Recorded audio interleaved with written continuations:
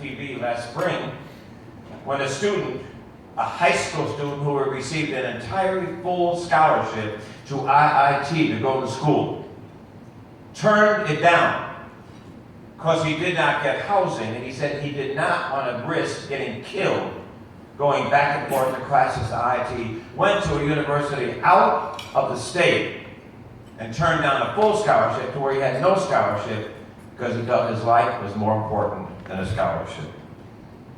The post-traumatic stress when a 6-year-old girl says to me in my school, when I asked her, what do you want to do when you grow up? And she said, I want to be alive.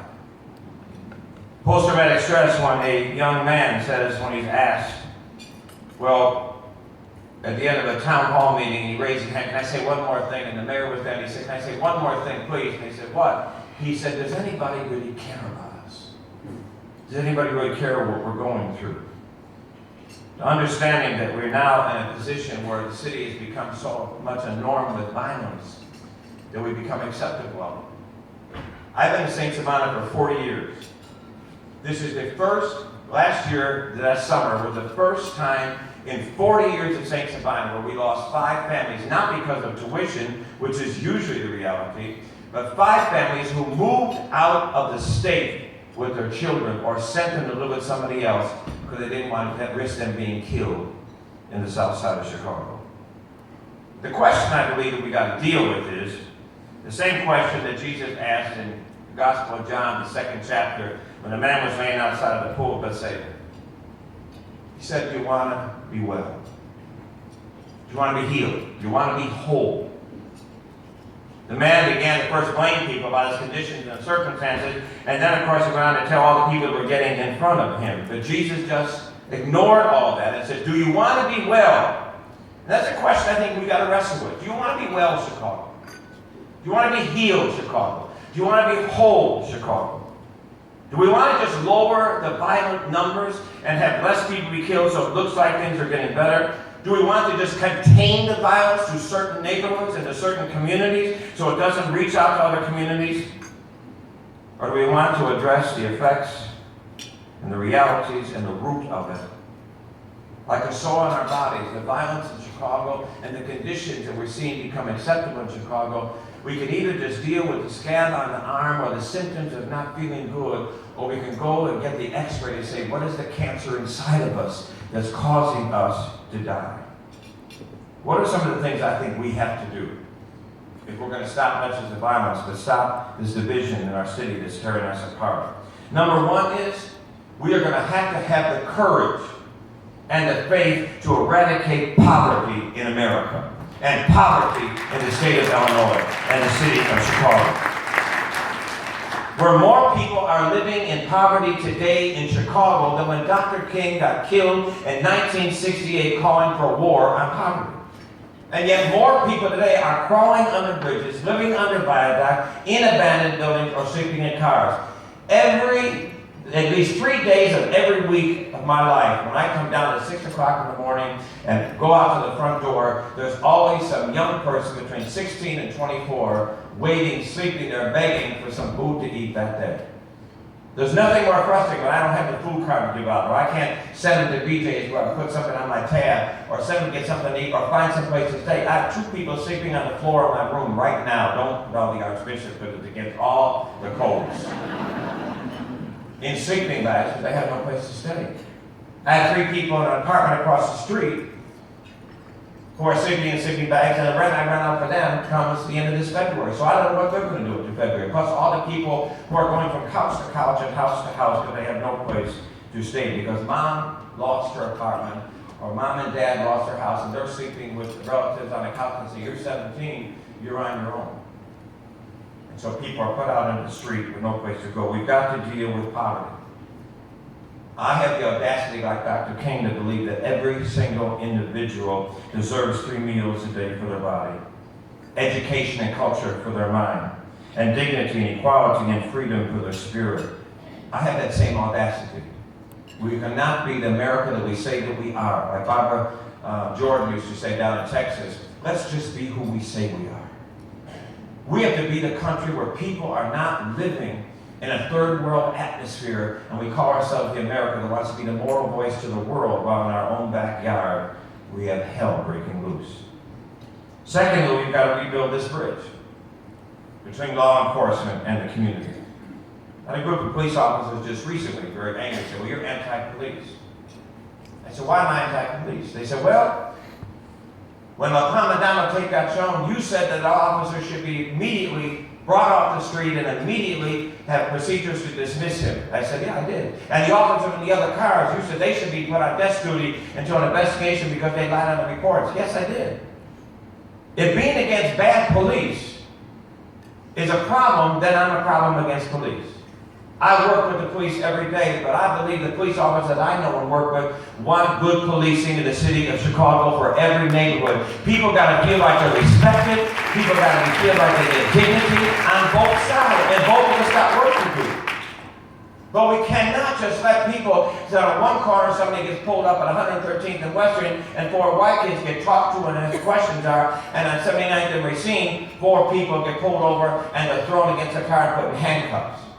I stood and watched 4 people come out of my gym one night at 10:30 while I'm out in the yard with the dog, observing it, and the police on duty throw them against the car, cut one's head bleeding, and said, what are you doing? And they said, we just came from playing ball in St. Sabina Gym.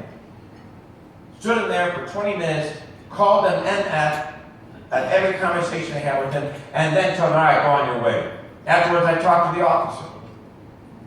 And I said, officer, can I talk to you for a minute? He said, what do you want? I said, sir, I know for a fact all those 4 boys and none of their names are MF. That's the first thing I know. Second thing I know, they were coming out of the gym in gym shorts and shirts and their bags with gym clothes. Why would they put handcuffs thrown against the car so one was bleeding? He said, I work the street, you work the church. Go the hell back in your rectory. We can't have that kind of double standard of how we treat people and expect respect to come on both sides. We've got to rebuild that bridge, and we've got to deal with not just bad police, we've got to deal with the culture that exists in the department of protecting of one another. As a captain, when the police told me the other day, I was in a meeting, and they said, well, we're worried about the police, standing down because of accusations. So I said, hold up, I'm a priest. Y'all might remember the priests have gone through a few things in the last 15 years. And yeah, I had to go to a place where every priest in this room will know, and we're sometimes embarrassed to wear your collar. We're embarrassed because of the news report. You're embarrassed because how they thought of you as a Catholic priest, and every Catholic priest was a molester. But you either stand up and do your job, or you leave. But you don't stop being a priest, because priests have a bad reputation. You do your job and get a good reputation where you are.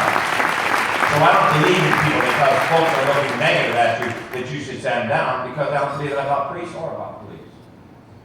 So we have to continue to build that bridge back. Next, we have to fix the broken education system.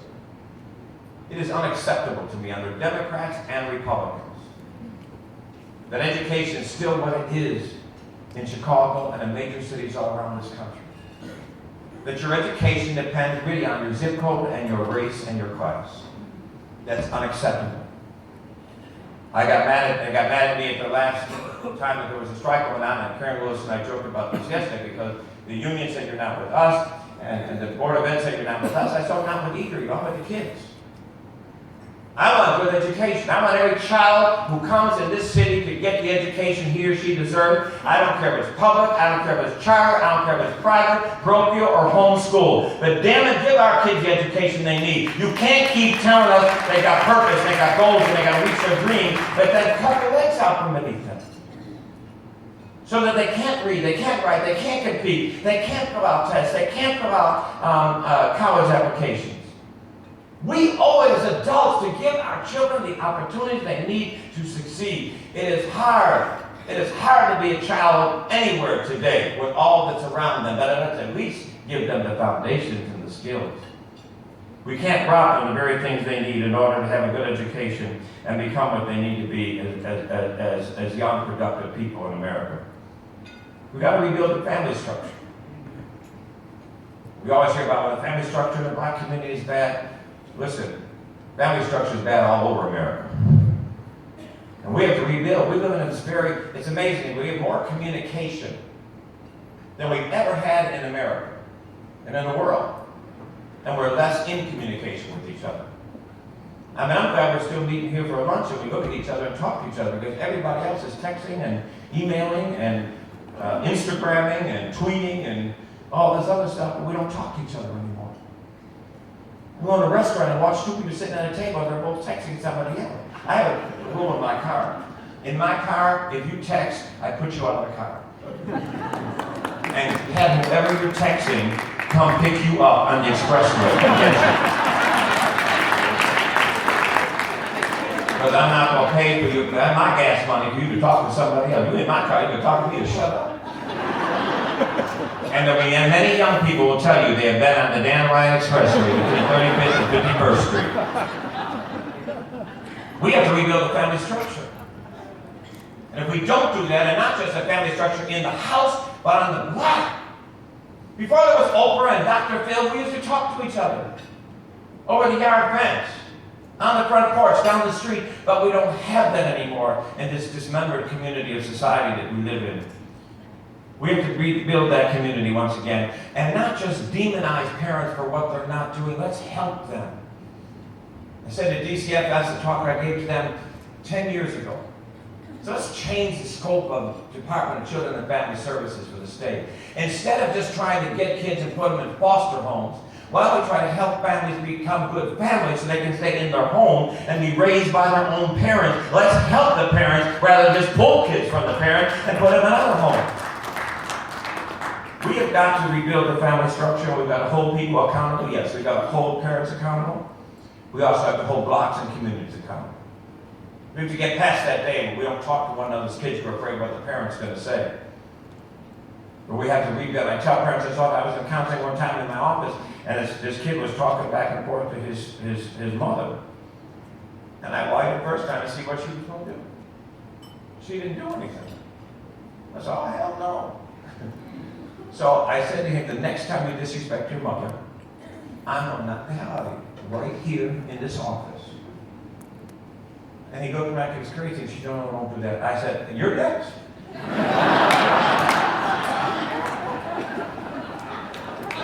You're next because you won't let him talk to you like that. That's your mother. Don't call her Carol. That's your mother.